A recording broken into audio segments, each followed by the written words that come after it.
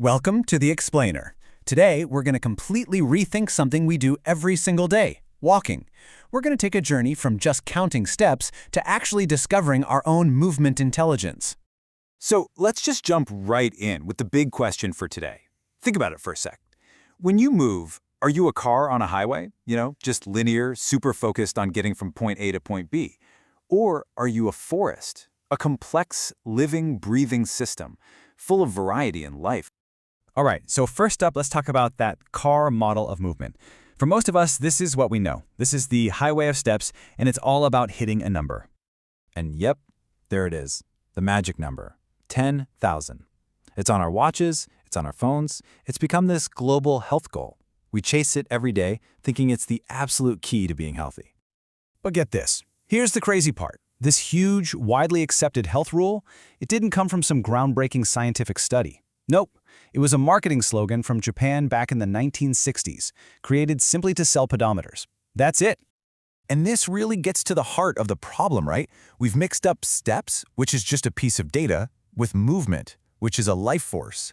We end up treating a walk like this chore that drains our battery, when real, quality movement should be a journey that actually builds our energy.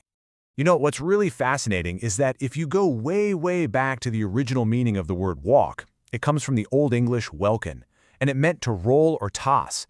It suggests this fluid, whole-body process, not just sticking one foot in front of the other. So what's the big deal here? Well, it's like we're facing this invisible epidemic. In our obsession with just hitting a number, we've traded our body's amazing built-in movement intelligence for just robotic repetition. We've literally turned ourselves into cars on a highway, completely forgetting that we were born to be forests. Okay, so if we're all stuck on this highway, how do we actually get off? How do we find the path into the forest and start reclaiming our body's natural wisdom? Well, the first thing to understand is that natural walking isn't supposed to be this single, boring beat. It's not a metronome, Thump, thump, thump. It's actually humanity's oldest polyrhythmic expression. Just think about it. Your heartbeat, your breath, your arm swing, the feel of the ground, it's all a complex symphony of different rhythms working together. And this right here, this is basically a list of everything that's been stripped away from that 10,000-step march. We're totally ignoring things like moving in different directions, playing with rhythm, using our upper body, even connecting our brain to the movement. This is the wisdom of the forest we've been missing. Now, I know you might be thinking, polyrhythms, multidirectional intelligence, this sounds pretty complicated, right? Well, the solution is actually super practical and easy for anyone to try. It's called Walk the Wave. The wave basically flips the script on the questions we ask ourselves. So instead of asking, how many steps did I get, we start asking, how many different patterns did I explore? We stop obsessing over a target heart rate and start paying attention to how our whole circulation system responds. It's all about adapting and integrating, not just burning calories.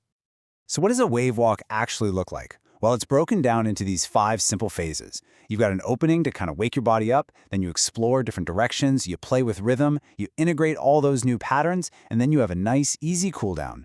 It turns a simple walk into a full-body conversation. And the coolest thing is you can start playing with this on your very next walk. No special equipment needed. Just try walking backwards for a few steps.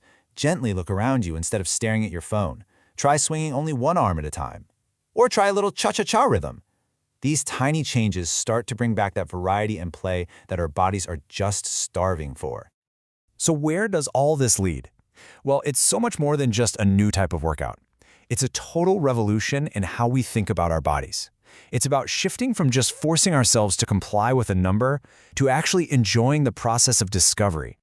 I mean, just look at the difference here. The old way says, no pain, no gain.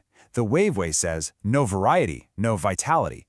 Instead of tracking everything, we learn to respond to everything. It's not about pushing harder, it's about finally learning to move smarter. And why is this so important? Why does this matter?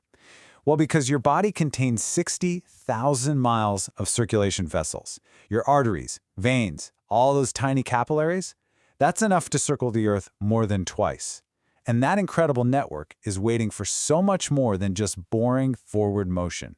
It's waiting for the wave. And this is probably the most important takeaway of all. It is about the quality of your movement, not just the quantity.